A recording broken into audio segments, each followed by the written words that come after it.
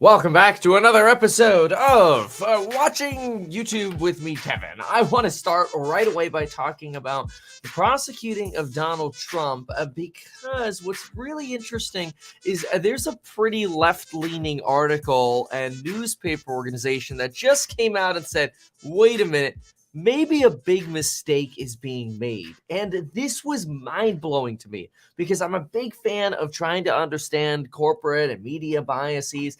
And I'm blown away that The Economist said that potentially prosecuting Trump in the Stormy Daniels case looks like a mistake. This blows my mind because I'll tell you, I listen to The Economist a lot, but I know they definitely lean left. I wouldn't say they're super far left. They're sort of like there's the middle, and then they're just as far left as the Wall Street Journal is to the right. But what blows my mind is the media reaction here, that The Economist would actually, under perp talk, say prosecuting Donald Trump in the Stormy Daniels case looks like a mistake. This blows my mind because really what you have is you have a leftist organization saying, hey, wait a minute, maybe we shouldn't convict or prosecute Donald Trump for these crimes. Now, yesterday I did a complete about 40-minute live stream going through the entire indictment, the likely claims in it, the booking process, will he be handcuffed, will he not be, the difference between the Secret Service handcuffing him being Donald Trump's choice, the New York Police Department handcuffing him being the choice of the district attorney, which we don't think will happen. It's more likely the Secret Service would at the direction of Donald Trump. This is likely to happen next week where Donald Trump will be booked and then enter his non-guilty plea during the arraignment. If you want the complete details to that, watch the other video. Just type into YouTube, Meet Kevin, Donald Trump indictment. You'll see everything about it, the history, the background, everything.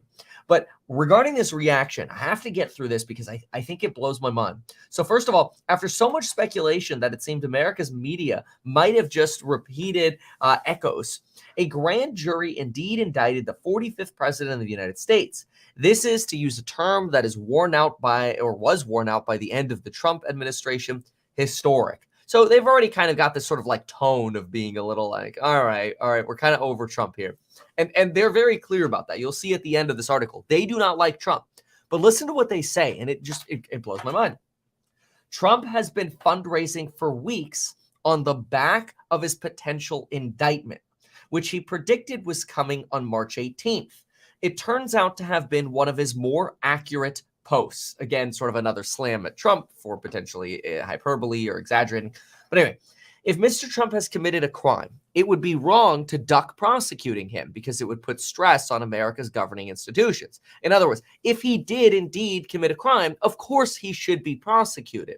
For example, other presidents like Silvio Mussolini in Italy or Nicolas Sarkozy in France were convicted as well. For example, in the case of Sarkozy, he was convicted of 1 year or one corruption count for which he needed to serve 1 year in prison after being president of France, and a second corruption charge to be served in home confinement. Now, treating a former president like any other citizen, though, cuts both ways, says The Economist. Now, this is really interesting. They say on one hand, you should apply the law equally to everyone. Like, nobody's above the law. If somebody committed a crime, they should be prosecuted. But if you're turning a blind eye to a ton of crimes in your city like New York is, why are you looking into this Trump case? Because this isn't like the most clear smoking gun you could have picked. So that's what they say here.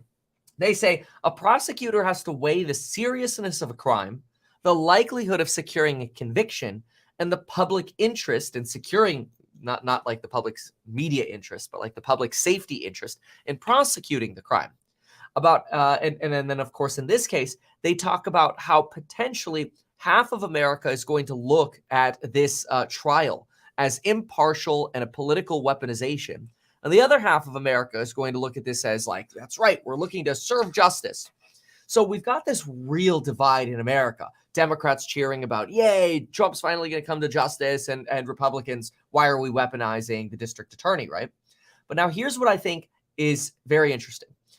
The Economist says ethics and hypocrisy are not what are on trial in Manhattan. So in other words, The Economist is like, look, we could bag on his ethics and his hypocrisy all day long. But this is a prosecution about potentially hush money payment, where a payment was labeled potentially a legal expense, which is a misdemeanor. But now prosecutors are arguing that this misdemeanor made it a breach of federal and state campaign finance violations. And linking these charges is actually really novel. It's a novel way to try to bring this test. And it's not the strongest case you could bring against Trump. They actually suggest that the case in Georgia is much stronger. So listen to this. The Economist says, while Trump remains a threat not just to America, but to the rest of the West, remember, they lean pretty left. They say, if Trump is to be prosecuted, it should be for something that cannot be dismissed as a technicality, where the law is clearer. The Manhattan DA's case looks like a mistake. Think about that for a moment. You literally have a leftist paper saying it seems like a mistake to prosecute Donald Trump because this is not a smoking gun case, and it's just going to divide America more. If Donald Trump killed somebody and he was caught on video holding a smoking gun, just like any other person, he should be prosecuted and convicted. Nobody is above the law. But in this case, it seems almost like evidence, and we don't know yet. We don't actually have the complete indictment and the evidence. That'll come out soon enough. But at least right now, it seems like a lot of this has been strung together to create a pretty loose and potentially not very sticky case against a former president that is making this case look very politically motivated. The Wall Street Journal's editorial board actually had a very similar thing to say. They say, hey, look, maybe there's going to be new evidence coming up. But that new evidence, this is the Wall Street Journal now, right? They lean it a little bit more right. Wall Street Journal says that new evidence better be solid enough that a reasonable voter would find it persuasive. The last thing a politically polarized America needs is a case in which partisans line up on either side, like a political O.J. Simpson trial, and the prosecution must be seen by the country as an example of fair-minded justice. Now, I find this really incredible. The fact that you have newspapers and basically publishers for politics on both sides arguing that this case is a mistake against Donald Trump. Even if you hate Trump's guts, it's a mistake because all you're doing is polarizing America more with what seems like it could be a relatively weak case. So that's pretty incredible to me. I'm surprised to see this, especially from The Economist, because I listen to them a lot because they have really good economic information. I try to take out their political bias when I can. But I have to say, both of these papers, they're right.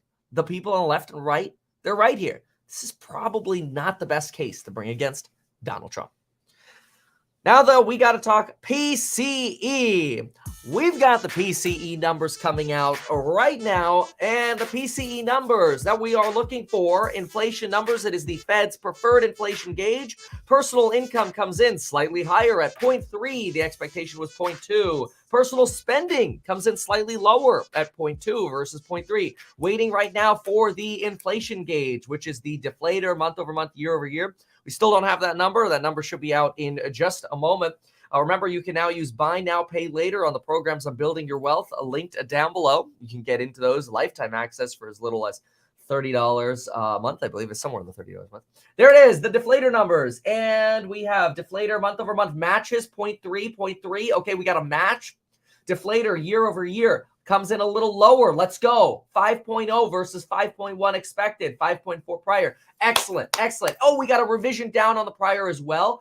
And we got a revision down on the prior month over month deflator from 0.6 to 0.5. This is fantastic. Good news, good news. We've got PCE core deflator month over month. Yes, we got a miss.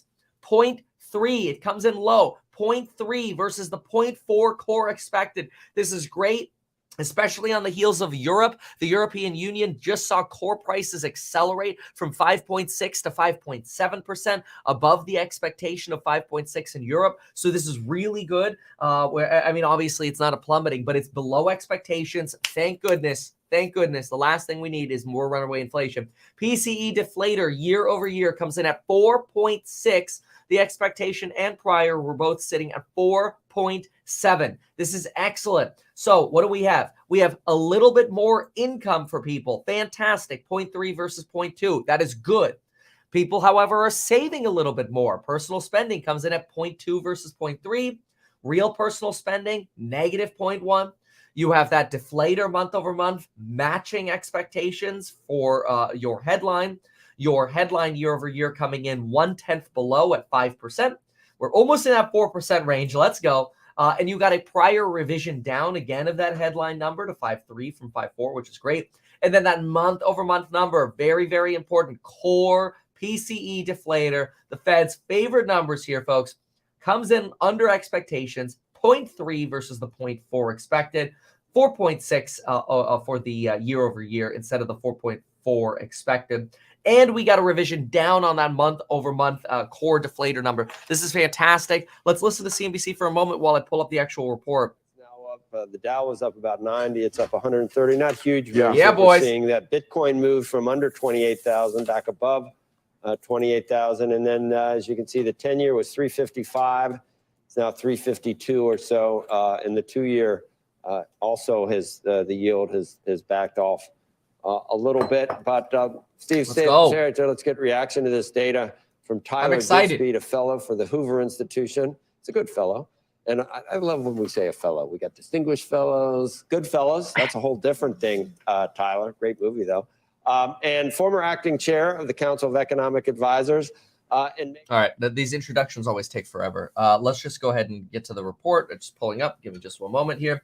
Again, this is the Fed's preferred inflation measure. This is fantastic news.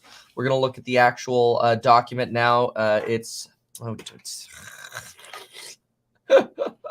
darn iPad. Stand by 5 seconds. This goes fast. Okay. It's right here. All right. So here's the personal income increase 72.9 bill, 0.3%. Personal spending rose 0.2%. This gives us a chart of basically the numbers that we just looked at. So if you want to take a screenshot, now's the time. Oh, wait. Can I put a banner up? No, I can't do it right now. That's anyway. All right. So the increase in current personal income in February was led by an increase in compensation, mainly from wages and salaries. But no sign of really a wage price spiral here, right? It's okay that wages are still going up. I want people to remember that when you hear the words wages are going up, that's not a bad thing. We want wages to go up. We just don't want them to spiral out of control. And by no measures are wages spiraling out of control. By no measures, zero. There's not a single piece of evidence that suggests a wage price spiral is coming. And I say that very passionately because I want to make sure you could be in a position where if we're playing Halo together, all you hear is this. Gain the lead. That's it. That's all I want to hear. Gain the lead. Okay? Like, we want good news. But look, if all of a sudden this is happening. Lost the lead. We need to know about it. We need to get together. We need to get, off our butt. And we need to do something about it. The good news is we're in the lead right now, okay? We don't have a wage price spiral. No indicators of a wage price spiral. None. And if you don't believe it, just send me some data because I don't see it. Just because Walmart raised wages because they lagged doesn't mean Walmart's creating a wage price spiral. What it means is Walmart's going to suck over the next year, in my opinion. Personal outlays increased. Okay, prices. Let's see if we can get some price detail here. Let's go into the charts. All right, related materials. So let's get the full release with the tables. I want all of the tables, please. That way I could look at the pieces inside of the report and see. By the way, heart goes out to that journalist in Russia who was just arrested from the Wall Street Journal. Did you know that his last piece that he wrote was basically a hit piece on the Russian economy, talking about how not only has the ruble fallen like 20%, but they're basically running out of cash in Russia and their economy is about to collapse? Like, it doesn't surprise me that he posted that from Moscow when he was basically immediately arrested. Don't y'all remember when they started the war in Ukraine? They're like, if anybody talks crap about us, we're going to arrest you. Like, they gave a fair heads up, I feel. And it's still terrible. Like, there's no way I think this guy from the Wall Street Journal should have been arrested. But But yeah, that was ballsy, man. That's some straight up balls right there. Wow. And now this is what they're doing to him in jail. Brainwashing. All right. So what do we got? Seasonally adjusted rates. Give me percentages. These numbers are ridiculous. Here we go. This is what I want. All right. So February, 0.3% increase in wages, supplements to wages. That's over here on the right side. You can see this. That's all 0.3%. That's good. Proprietor's income. Okay, whatever. What do we have over here? Oh, that's going to piss off some people. Rental income of persons with capital consumption adjustment. 1.4%. That's a pretty dang big move here under the rental income segment. Now, what's fascinating about this is we widely expect that the real estate price slowdowns are still to be seen in both PCE, which real estate makes up about 25% of PCE, and about 34% of CPI. We widely still expect that to come plummeting down. It was just yesterday that, maybe it was the day before yesterday, but Neil Kashkari comes out and says, the rent deflation is coming. Rents are going down. So it's coming, which is good. All right, so personal income on receipts on assets, 0.2, fine. Personal current transfer receipts, 0.5, whatever.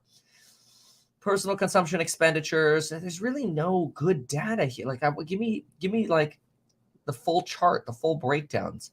This gives us some more headlines. Okay, let me try to get some other supplemental charts. These charts are done a little bit differently from CPI.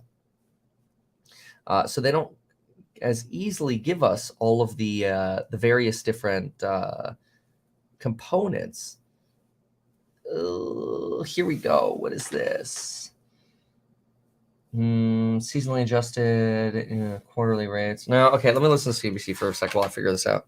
I would not break out champagne bottles, as you know, economists are wont to do quite often, Joe. But I would say, maybe we can think that things are headed in the right direction again, which is what you would think would happen after these very strong interest rate increases by the Fed. And the question becomes, what does this say about how far the Fed has to go? When you have a good number, maybe you can think something less is needed. Pile on top of that what Tyler and both Megan were talking about, which is what's going to happen to the credit channel. And maybe inflation is looking a little more optimistic this morning than it was at 829. All right, more. You thinking? I got it. I got what I was looking for. Right here. This is what I was looking for. Services. Okay. This is really important. So services, seasonally adjusted monthly rate for February services, 0.2%. Thank God. Look at that. Look at the last months, folks. Thank freaking God. Look at the last months. Okay. Look at this. Look at this. January, 1.2% for PCE services. December, 0.6%. November, 0.4%. October, 0.5%. And remember, if you multiply these by 12, you could see how hellish this is. That's 6% inflation. That's 4.8%. That's 7.2%. That's like a lot. I can't even do the math on that. That's 12 plus 2 times 1.2, 2.0. That's like 14.4% or something like that. That's crazy. Those are some crazy inflation rates, right, on services right here. That's exactly where we do not want to see services, on the seasonally adjusted monthly rates. But look at what we have right here, boys and girls, 2.4%. That right there calls for a celebration and a mention that you should get 12 free stocks using Webull by going to metkevin.com/Webull and by getting life insurance in as little as 5 minutes by going to metkevin.com/life. That's actually probably the best line out of this entire report right here. This is fantastic. That's very, very good. So I like to see that. So really nice move there on services. Okay. Personal income disposition. Let's see. Then you got expenditures. Yeah, these are goods expenditures. So goods expenditures actually came in at 0. So we've had goods deflation before. See this over here? There in November, December is your goods deflation. Here's goods deflation in July and August as well. But look what happened in December and January. In January, you had 3.6%. That's insane. That was why everybody freaked out about the January numbers, right? And then what do you have here, 0. So you literally have no inflation in goods right now. And not only that, but you have, services inflation plummeting. I mean, this is absolutely fantastic. I like this report. This is a very good report. Let's take a look at how El Stockos are doing. So let's go over here. Let's see here. Okay, so we got the QQQ is up about 0.25%. I'm actually surprised it's not up more than that because these are some pretty good numbers. I mean, you did get a pop off. So let's go ahead and show you. Stand by. Push that button. And then see, because it's green, what do? Gain the lead. Yeah. Tesla is up at up about 0.75%. GameStop Lost the lead. They're a little negative here. Anything moving largely? Let's see any big moves here. DWAC is still up about 9%. That's with the Trump indictment yesterday, we expect a lot of users to kind of track Trump on Truth Social. But yeah, this is actually a very good reaction. I mean, well, it's a modest reaction. It's a good report. Let's listen in here. Then it might be just shown in the price or the interest rate of debt. Yep. Megan? I would say if you look at the senior loan officer surveys, they suggest that actually lending standards have tightened already by the end of January, pretty massively up to where we've been at peaks in previous recessions. So there is a question about how much more they really can or will tighten. And if you look at why the banks in the U.S. got into trouble, it's not really because of their. Yeah, I mean, she's basically saying, and I've heard this argument quite a bit over the last few weeks, basically saying, look, the banking tightening has already happened. Like, there's not going to be much more. And so I think the way to put this is very simply, this is a fantastic PCE report. It should make you very excited about transitory inflation potentially actually becoming true. Now, we don't want to get blindly drunk over this, right, and expect that that's it. The problem's over. The Fed is going to have to keep telling us that rates are going to stay high to psychologically convince markets that, crap, the Fed's going to keep the foot on our neck and they're going to drown us in the mud of a recession. But that's exactly the kind of pressure that they need to keep on us to keep getting reports like this, because that January report, which I think I said 17,000 times, the January reports were a horrible month of seasonal adjustment, bad news. But this report, this Fed report, helps us show that that was just a nonsensical January seasonal adjustment report with a big pull forward into January. Now, actually, something we talked about with course members yesterday, we went deep into some thoughts on Google yesterday, but we actually noticed a little bit of an advertising hiccup. Details in the course member live stream from yesterday. But we noticed an advertising hiccup in March thanks to the banking crisis, and that could end up leading to some misses on revenues for some ad companies thanks to some changes in spending we were seeing in about mid-March. So interesting. But that also has implications for some of the retail companies, which we think potentially did extremely well because of the inclusion of January. I challenge you to do this. This is another thing we were talking about. We did a fundamental analysis on Lululemon. I challenge you to do this. Look at when Lululemon's calendar for the fourth quarter ends. In other words, why did they do so well on their last report? Look at what the last month is of the last quarter that they reported. And you should go, I see what they did here. not to cast too much shade, but it is very interesting, very convenient.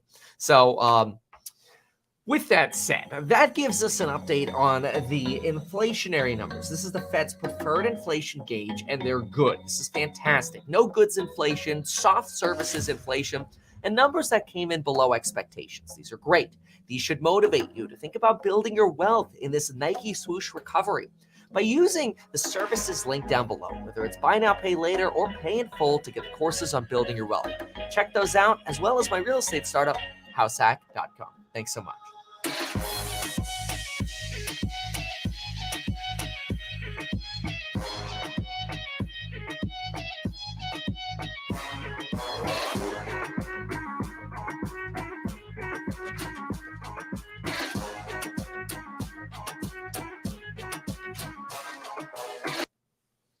All right, now we got to talk about the Fed and what's going on with some of the liquidity craziness after the banking crisis. So let's go catch up on some of this latest regarding the banking crisis. It should give us some pretty good insights into what is going on out there. Right.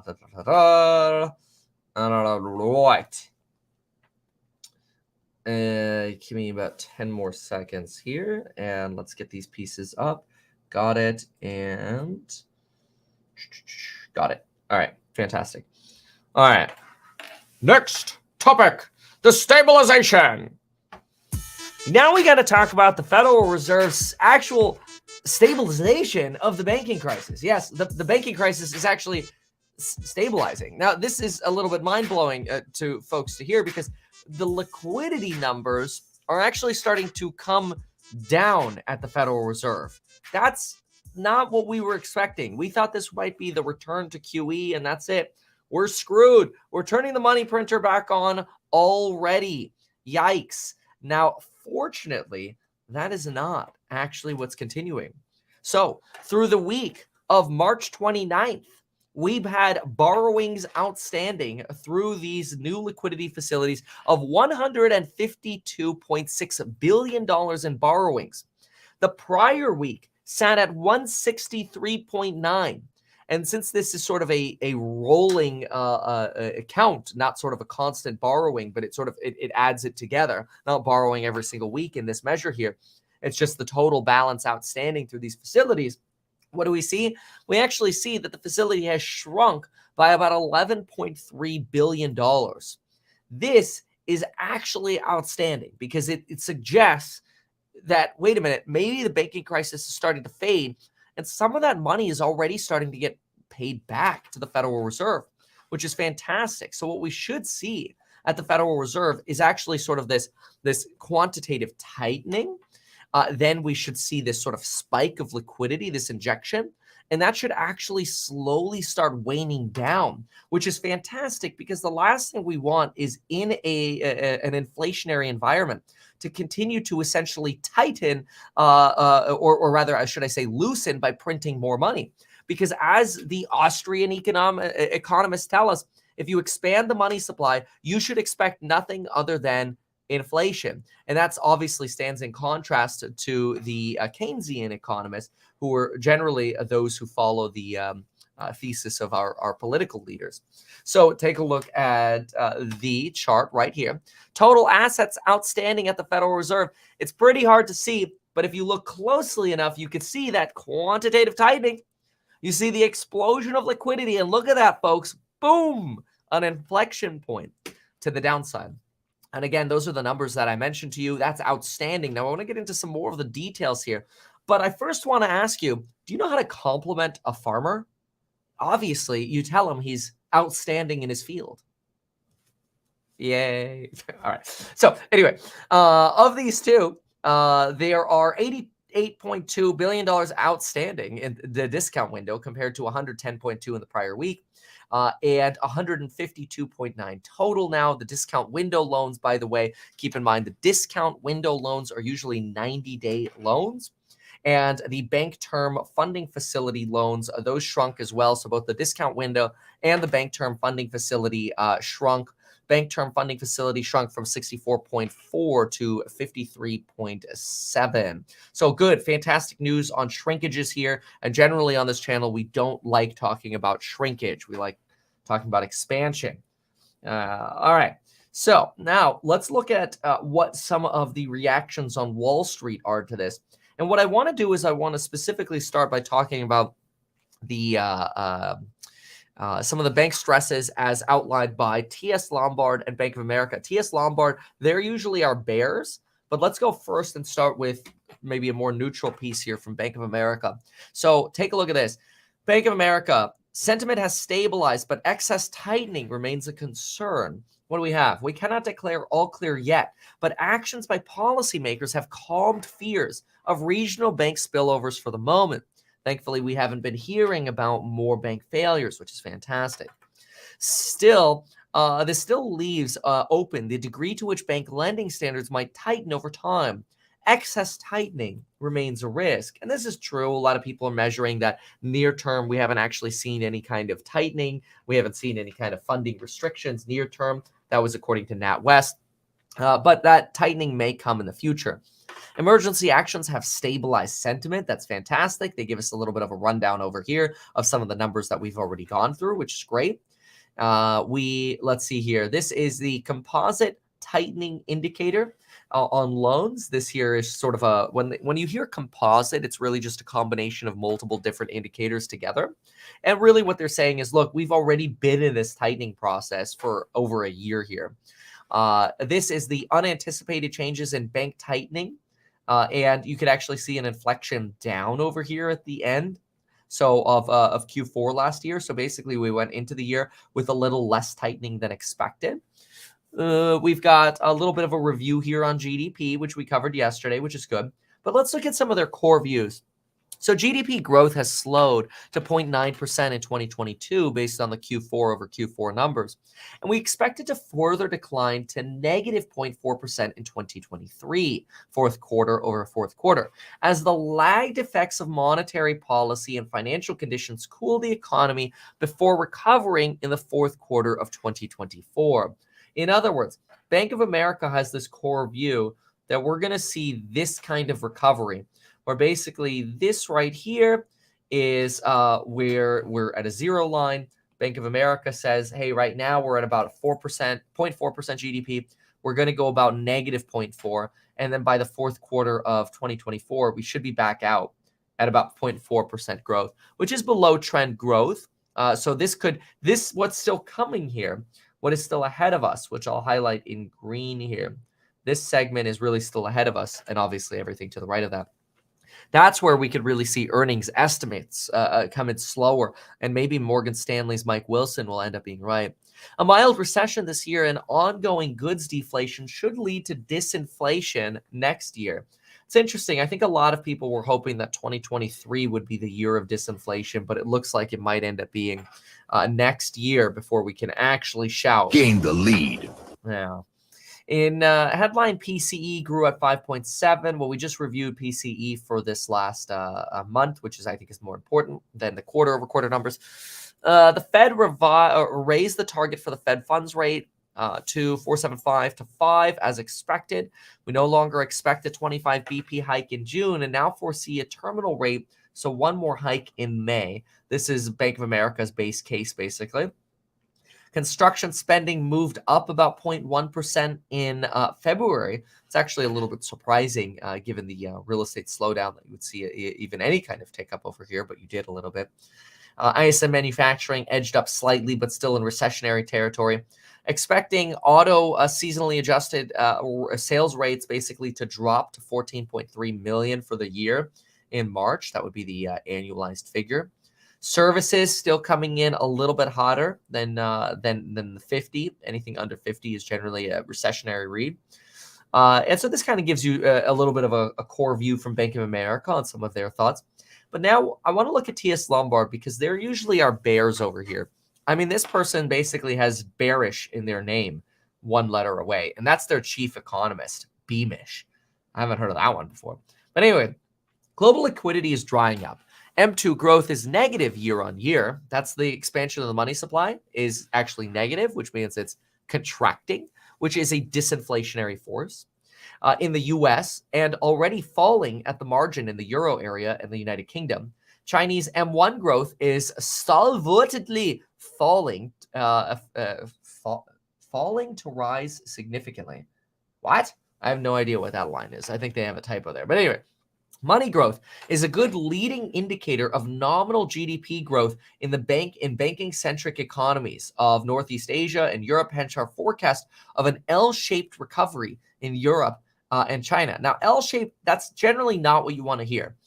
L-shape is like down and then very slow recovery. That compares to a Nike swoosh, which looks a lot more like that, right?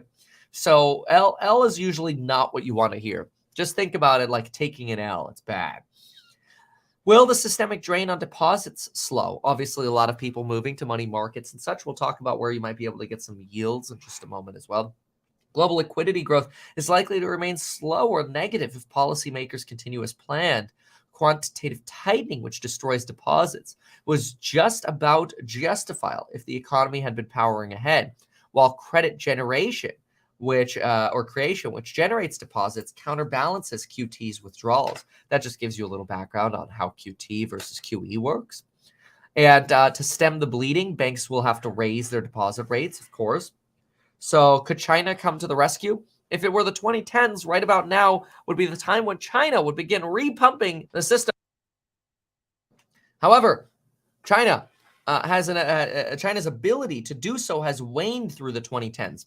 And the transmission of stimulus through that M1 growth, which is ultimately needed to bring a turnaround of things in China, is sputtering loudly. Okay, let me try to translate this so far. Really what they're saying is, look, in the 2010s, China was able to pump the liquidity machines. After we came out of the Great Recession, China was basically able to turn on the money printer, and the black line here, which is the year-over-year money growth, was positive, massively positive. I could circle right here, massive money printing to get out of the recession, massive printing over here in 2016 as well. And then they kind of just sort of enjoyed the surpluses here. The issue now is there are some real questions about, is China actually growing as much as people expect? I referenced this yesterday within another video as well, but this was a Bloomberg live blog on the Bloomberg.com website. And the reporter wrote the following: while the premier was touting this resurgent tourism industry, and I could generally agree with the premier, I can say, as someone who's been booking hotel rooms in China, there are a lot of vacant rooms, and they capitalize a lot. Now, they didn't have to inject that opinion in a live blog, but they did, and it really makes me wonder, is T.S. Lombard right here? Is China not able to basically stimulate the way they used to coming out of the Great Recession? And is it likely that China basically won't be very useful in terms of carrying the global economy out of a recession? I think so. I think maybe the Chinese recovery could be a little overblown.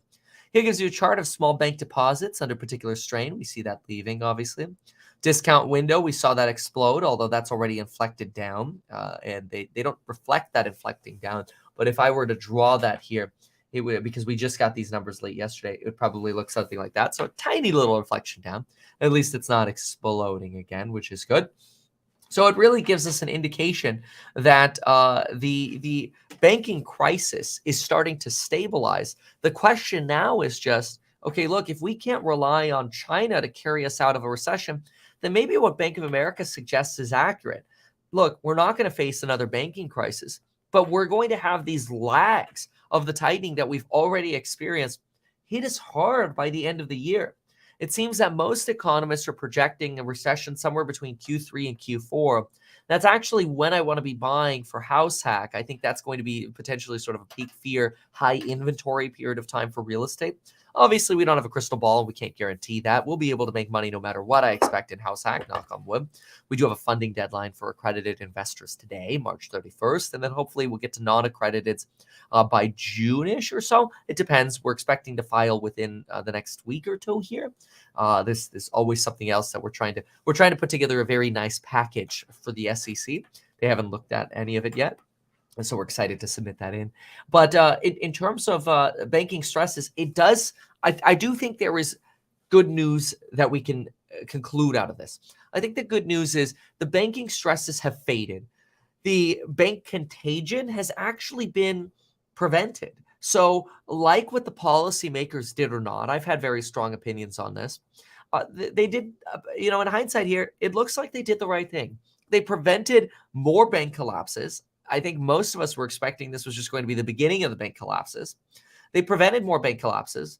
Yeah, there may be some moral hazard in what they did in terms of the way the banks were bailed out with taxpayer backstops, especially in Switzerland, but also here in America.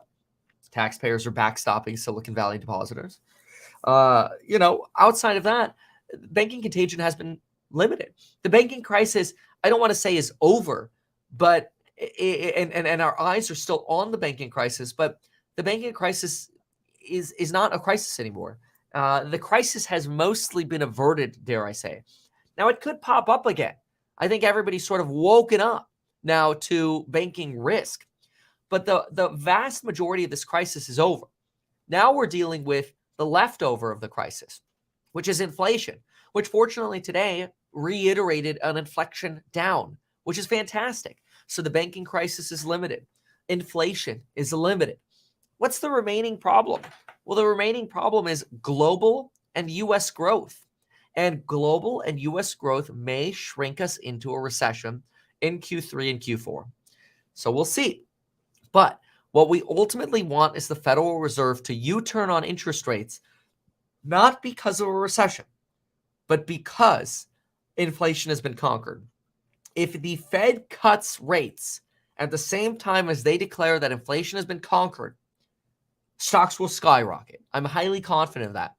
If inflation stays high and the Fed cuts because of stability concerns, the market will tank.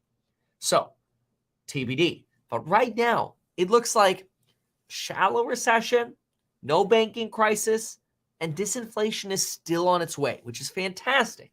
But we're not out of the woods yet.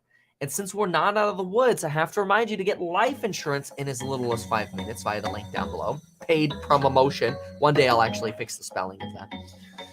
You can get 12 free stocks with Webull by going to betkevin.com/free. And you can now use Buy Now, Pay Later to sign up on the programs of Building Your Wealth link down below. We have Afterpay, Klarna, and Affirm. The most popular is actually Affirm. So shout out to Affirm. While I couldn't invest in your stock past Jan of 2022, hey, thanks for providing a service to those who want it. See you in the next one.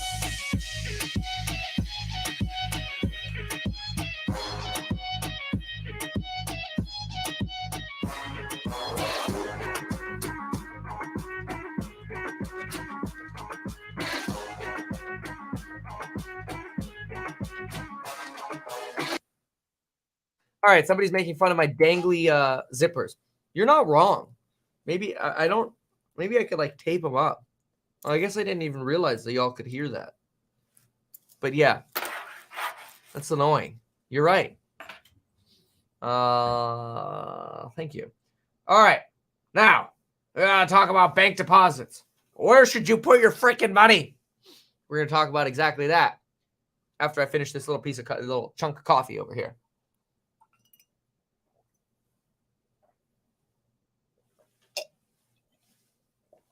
The most effective way to drink coffee, it's also the most disgusting way, but the most effective way to drink coffee, actually, you know what? We're going to write that down so anybody can reference it in the future. The most effective way to drink coffee. All right, you ready for this? This is a lesson you did not know you even asked for or came for. All right. The most effective way to drink coffee is to make yourself black coffee. Let it sit to where it gets disgusting and lukewarm for about 30 minutes. Then chug it. Fantastic way to make sure you get your caffeine. However, you have to play the timing game. And most people don't know this about coffee. But guess what? How long it takes for a cup of coffee to actually fully hit your system. Who knew that I was a doctor? I'm definitely not. Coffee takes this long to get into your system before it starts fading. You ready for this? Peak 2 hours, which means you're only getting about a half a cup of coffee in after an hour of having a cup of coffee. That's why I'm a big fan of chugging it early in the morning, because you really have to plan your day out such that your coffee tries to hit where you're going to get tired. So if you're going to get really tired around 8 o'clock in the morning because you're waking up early California time, because like it's 6 a.m., for example, now, chug the coffee now so you don't feel like you have to take a nap at 8. If you get really tired after having lunch, like let's say you have lunch at 12 and by 2 o'clock you're dragging and you can't function anymore, at 11:30, make 2 cups of coffee, chug those suckers at 12. Boom, let's go. I personally recommend stay away from espresso. It makes me sick. But anyway, that's my strategy. Yeah. And this is also my level 99 fire making cup. Yeah. So now we've got to talk about. Okay, Elon Musk plans China trip. Oh, that's cool. Actually, let's talk about that, and then we'll talk about deposits. Because I actually have some more Tesla info that I want to talk about anyway. Ew, creamer, gruff. I don't want the calories.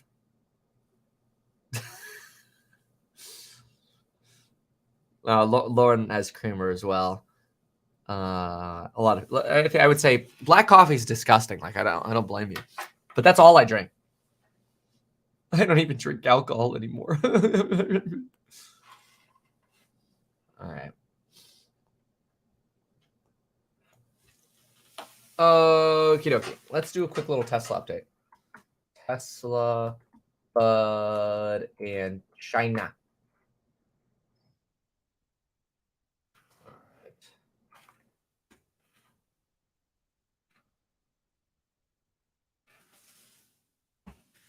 We gotta talk Elon Musk. We're gonna talk, yeah, some FUD, unfortunately, but we're also going to talk what potential is going on with China. Now, this I am actually very excited about. So let's start with the good news, and then we'll get into some of the bad news, including some sentiment FUD. Not so great. Let's talk about this because, as you know, I'm a huge Tesla shareholder.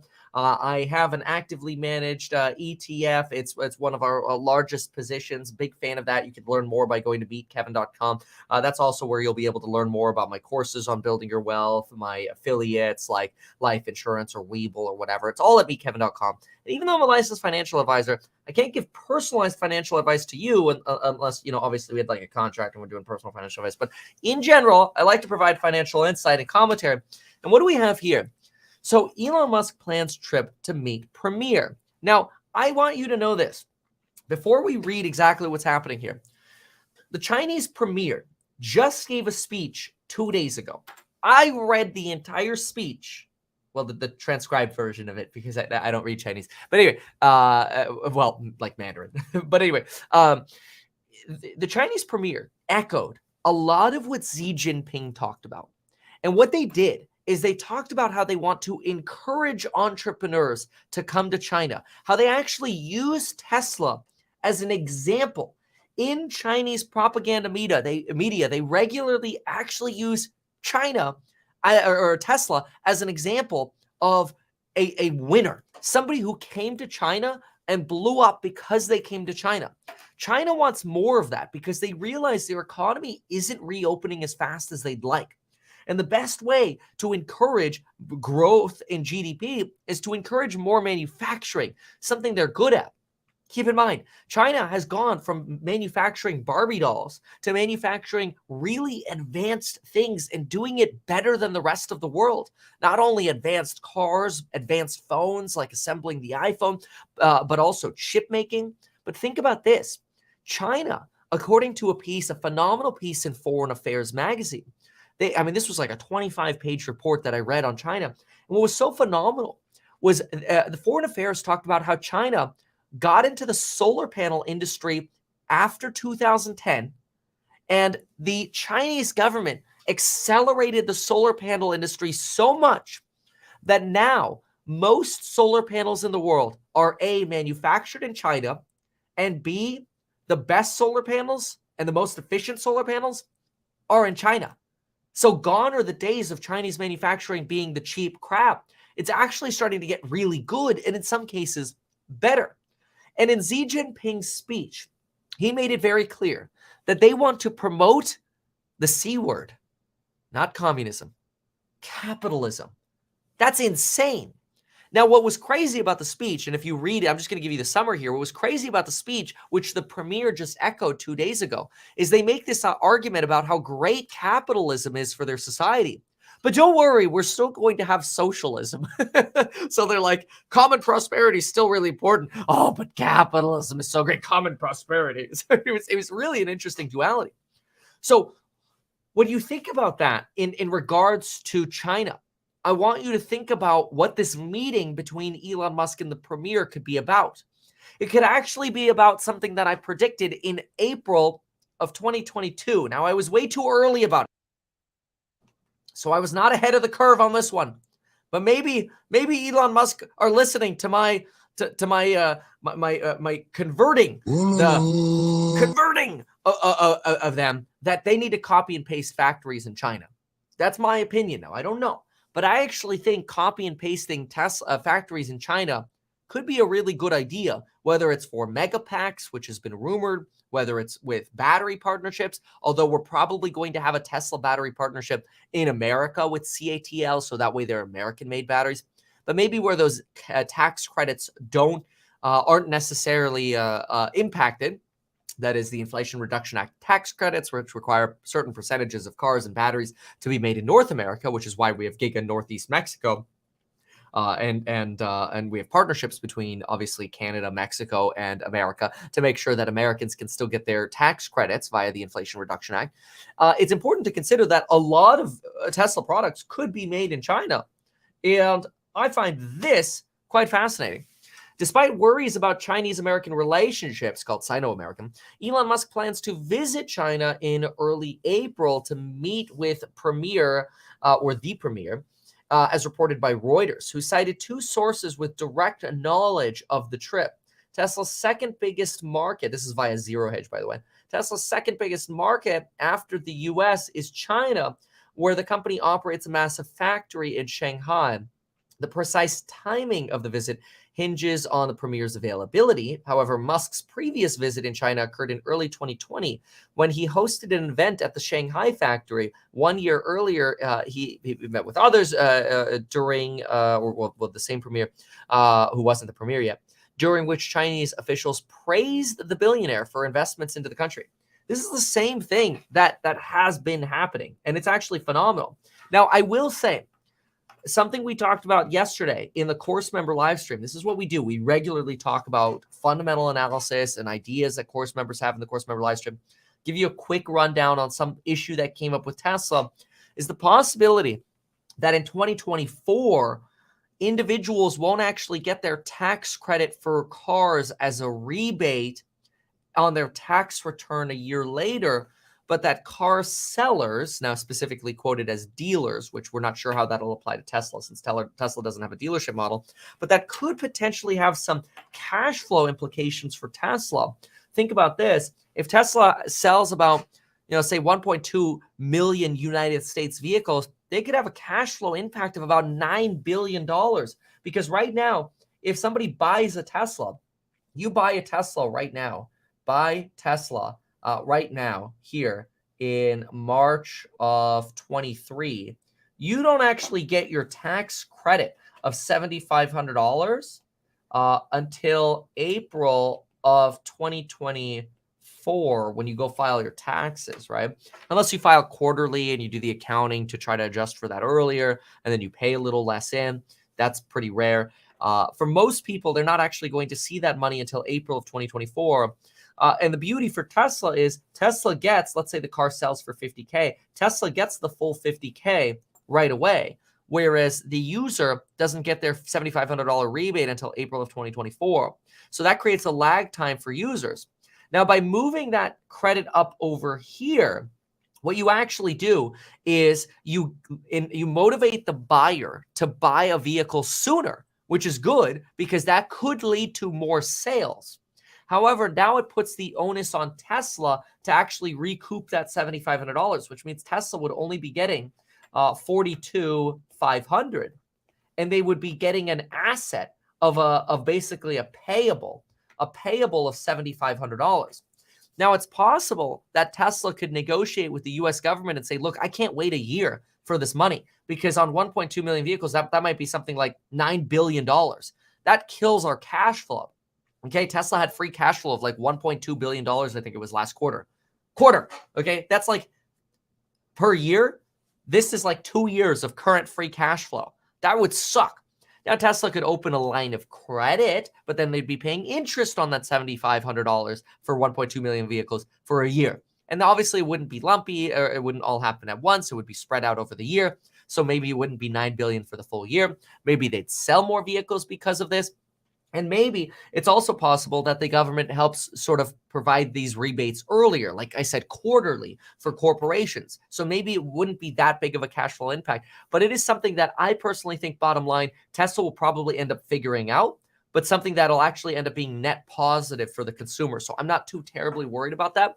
I think what's more interesting is actually this sentiment change that's occurring in Tesla.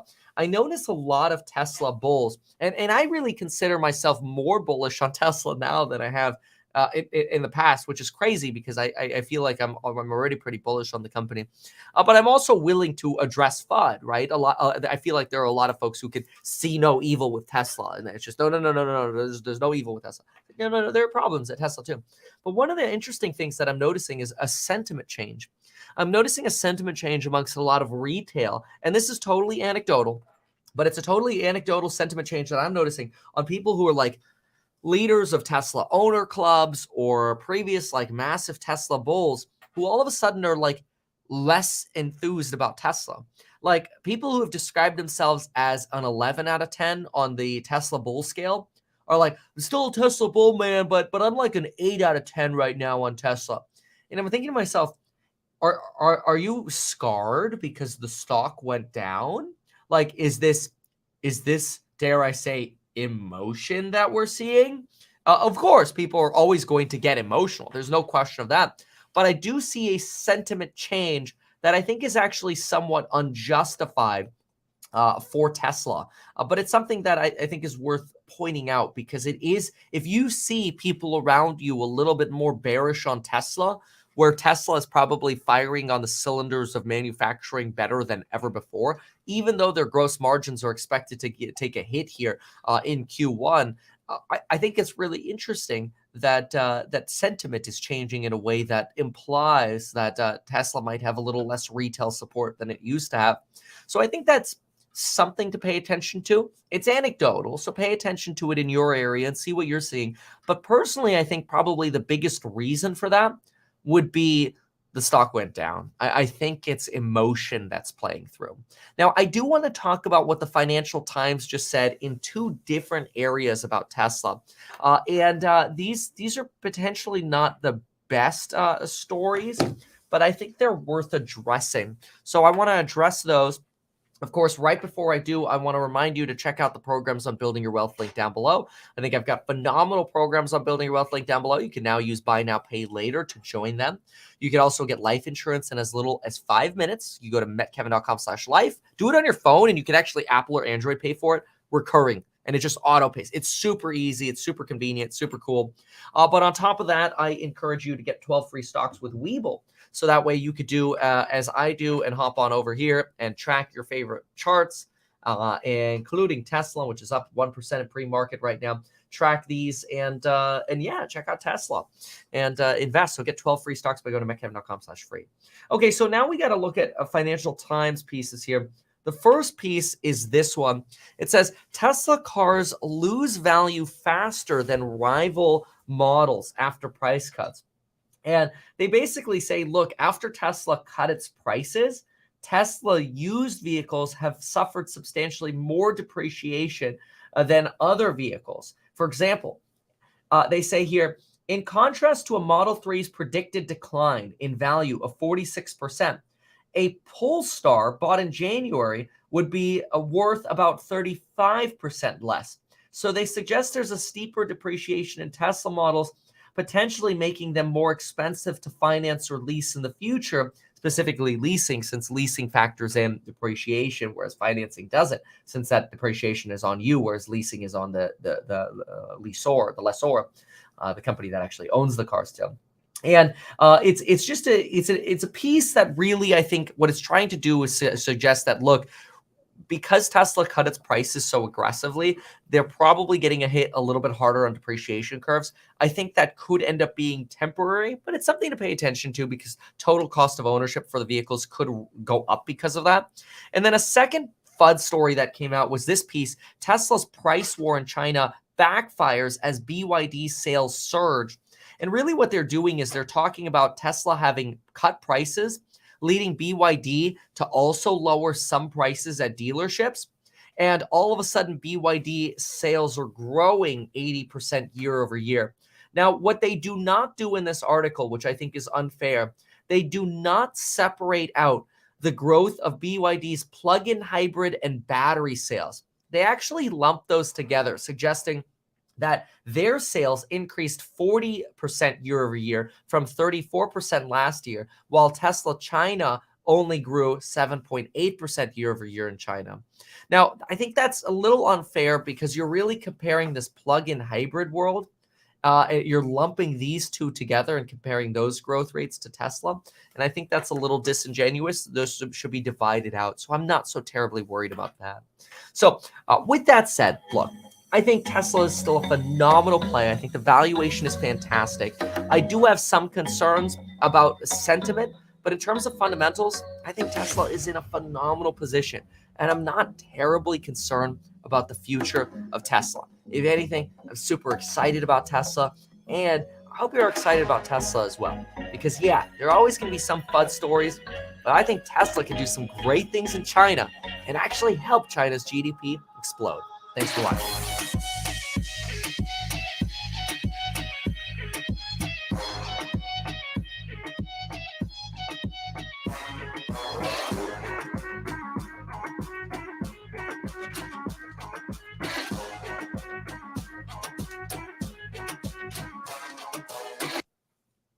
All right, now we got to talk about sleepy deposits.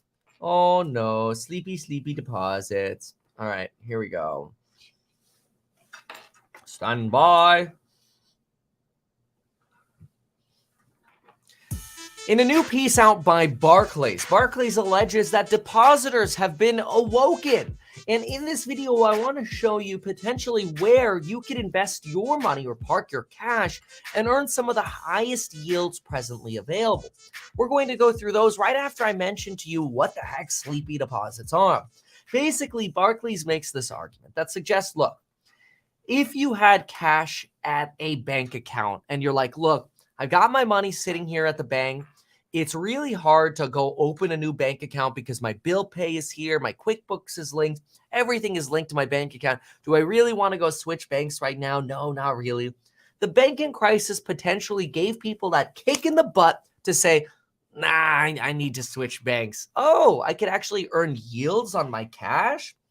And while Barclays alleges that sleepy deposits are now woken up, sleepy deposits being those basically bank customers who stay at a bank even when deposit rates are really, really low, while they're waking up, they say that the first wave of outflows may be over, but the second wave of depositors leaving banks may just be beginning. Now, this could create some fear that there might be more of a banking crisis ahead of us rather than behind us, and that more pain could still happen in the banking sector. I think what's most important is looking at where could you potentially park your money right now to farm the highest yields possible. That's what I'm most interested in, and I think it's useful. So what I've gone ahead and done is I put together a list of where I found you can get, and my team found you could get the highest rates on your cash right now. Now, I want to be very clear about this. I'm not affiliated with the companies that I'm about to give you information on. I am a licensed financial advisor, but I can't take responsibility for any of these companies. So if you put your money into one of these companies and they go bankrupt, that's on you. I'm just simply giving you a list of where the highest rates are. So I want to be very clear about that. So yeah, this is not personal financial advice. Even though I'm a licensed financial advisor, I run an ETF. I've got a real estate startup. You can learn more about all this at meetkevin.com. You can even use Buy Now, Pay Later to get lifetime access to the courses on building your wealth and get life insurance in as little as 5 minutes by going to meetkevin.com/life. You can learn all about that at meetkevin.com. I want to show you this, but I ain't not taking any responsibility for these companies. So what do we have here? Well, we made a list. Bank/money market. We have the interest rate on the right, and then we have fees over here. Do keep in mind, I also wrote the top 10 banks by assets over here with my team. So we've got JP Morgan, BofA, Bank of America, Citi, Wells Fargo, US Bancorp, PNC, Truist, Goldman, TD Bank, Capital One. These are your largest banks by assets. But you can see that they're not really giving you much of a yield.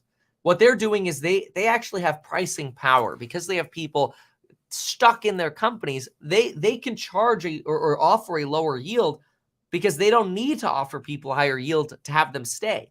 Maybe until this banking crisis, that could have changed. But here's where you could actually go. The top places to go to get the highest yield on your money as of the last few days. So look at this.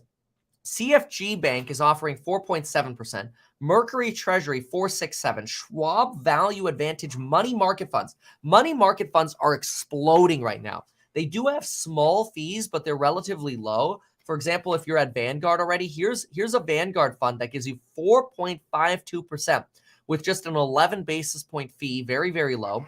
Now, do keep in mind you have an opportunity cost going into companies like this, because if you have the cash parked here, you're not potentially gaining in the stock market if we do have a Nike swoosh recovery. But if you want to get into becoming a millionaire through real estate, maybe you're parking your cash here until later in the year, where then you're going to be able to guarantee you have your down payment money to buy a good deal in real estate and really accelerate your wealth pretty quickly, getting a wedge deal in real estate. If you don't understand what that means or how to build your wealth in real estate, 0 to Millionaire, link down below. But what do we have here? Schwab's money market, 4.64. Look, you don't even have to deal with treasuries at this point. You've got UFB Direct, 4.55. M1 Finance, they're actually offering 4.5. I used to be an affiliate with them. Schwab Value Money Advantage Money Fund over here. You're sitting at a slightly higher fee, so you got a lower yield over here. Silicon Valley Bank. Now, we put them here for the lulls. Obviously, we do not expect you to actually go here, but they were offering 4.5%.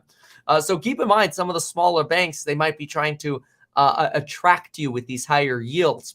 But you've got some banking risk here, right? Robinhood, I actually think Robinhood has raised this a little bit since this. I think Robinhood yields might be a little bit higher right now. So I think this is very, very interesting. Robinhood yields on cash right now. Yeah, they bumped it to 4.4% just a few days ago. That's very interesting. Which is your money in? So my money, that's a very fair question. My money is right here at JP Morgan. But that's because I don't follow my own rules, and I actually have a little bit of margin outstanding. So I don't have free cash just sitting around. I have a little bit of margin outstanding. And so my assets are over at JPM. I think JPM's fantastic. And the rest of my money is sitting in the stock market because I really believe in the Nike swoosh recovery. So I'm pretty much all in on real estate, the Nike swoosh recovery at JP Morgan. I don't care so much about cash yields personally, but I will tell you my startup, House Hack, does, because House Hack is going to buy real estate, right? So we've got about 22.5 million in treasuries. We have Ross Gerber managing those, and so those are yielding about 4.3%. But we also have a gain on those bonds, so the real yield should be more than 4.3%. because we bought those bonds back in October. So the real yield is probably higher. And back in October, nobody was offering 4%, just treasuries. So we should have a gain on those bonds, maybe. But we'll probably hold them to maturity anyway, so it doesn't so much matter. But anyway, this gives you a little bit of an outline here on where you could potentially get some of the greatest yields. Take a screenshot of this entire sheet right here. I'll throw it up one more time. Take a screenshot now. You'll be able to zoom into it and explore all of this. Really appreciate y'all being here. I've got to run to the course member live stream. If you want to be part of those, join, get lifetime access link down below, and we'll see you in the next one.